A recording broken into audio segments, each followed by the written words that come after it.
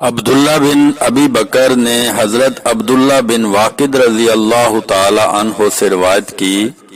کہا رسول اللہ صلی اللہ علیہ وآلہ وسلم نے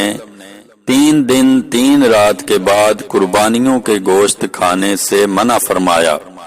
عبداللہ بن ابی بکر نے کہا، میں نے یہ بات امرہ بنت عبد الرحمن بن سعد انصاریہ کو بتائی۔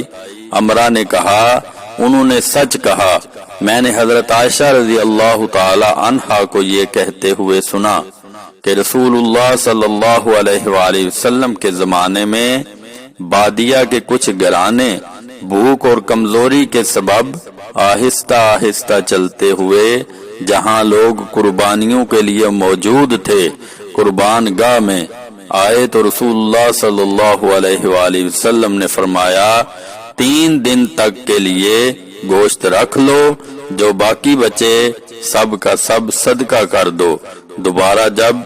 اس قربانی کا موقع آیا تو لوگوں نے عرض کی، اللہ کے رسول، لوگ تو اپنی قربانی کی کھالوں سے مشقیں بناتے ہیں اور اس کی چربی پگھلا کر ان میں سنبھال رکھتے ہیں۔ رسول اللہ صلی اللہ علیہ وآلہ وسلم نے فرمایا، اس کا کیا مطلب؟